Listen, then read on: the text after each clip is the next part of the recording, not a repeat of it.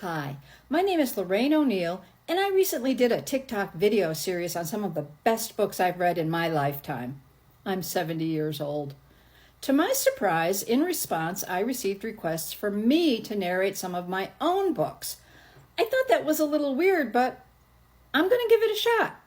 My book I've selected is called The Hilarious Dead Guy's Last Chance Undies, a humorous fantasy mystery. No violence or sex. You don't need those things when you've got a main character like Polonia Appleseed.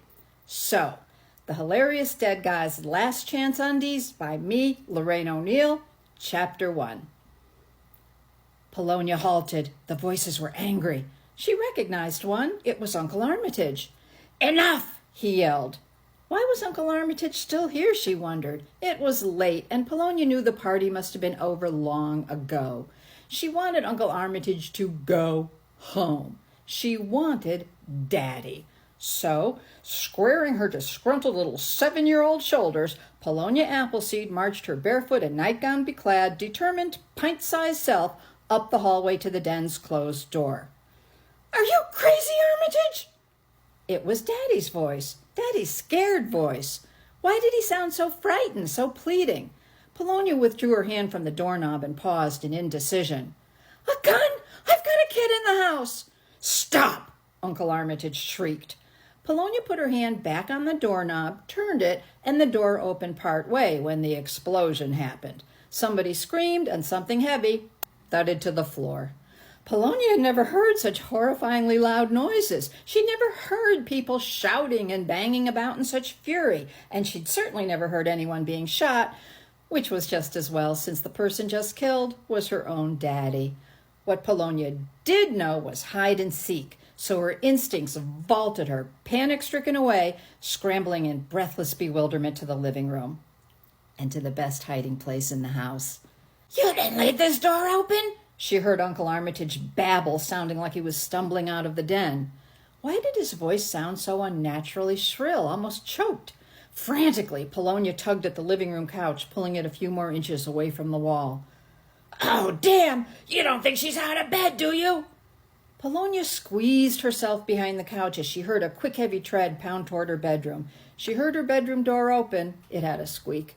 As she, inaudibly, pulled the living room couch inward toward her, back into place. "Polonia?" Uncle Armitage's muffled voice wheezed from inside her bedroom, and then a horror-filled roar. "God damn! She's not in her bed! She may have seen us!" No, Polonia Appleseed was undeniably, and even more unfortunately, not in her bed.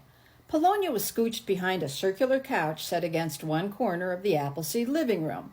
Being a circular couch against a square corner, there was, of course, a little triangular nook left between couch and wall, a space that had been filled with a tall standing lamp.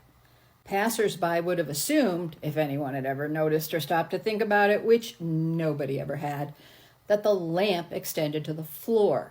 In reality, the lamp sat atop a very small, low table, a table specifically designed to fit the back of a curved couch, and to do so fairly invisibly. It was under this table Polonia was huddled, tucked in upon herself like a trembling little frog. "Polonia, where are you? Come here, honey. We're not going to hurt you." Two of the table's sides Polonia crouched under were straight and pressed against the corner's two walls, but the front of the table was cut out in a concave crescent shaped to accommodate the rounded convex bulge of the couch's back. If the table's two endpoints had been just that, pointy, the couch, table, and corner would have been a perfectly snug plumb fit. But the two ends of the table were not pointy. For legal reasons, perhaps, the designer had chopped off both of the table's tips, substituting instead 1.5-inch straight edges. And these 1.5-inch straight edges accordingly forced a 1.5-inch pushed-out gap between the couch and the walls, a gap that ran the length of the couch's back along both walls. But as not even a 7-year-old could hide in such a 1.5-inch crevice, what were about to be some very desperate searchers would pay this gap no mind. "What are we going to do if she knows we were here?" Next video, The Hilarious Dead Guy's Last Chance Undies continues. Polonia smells the smoke.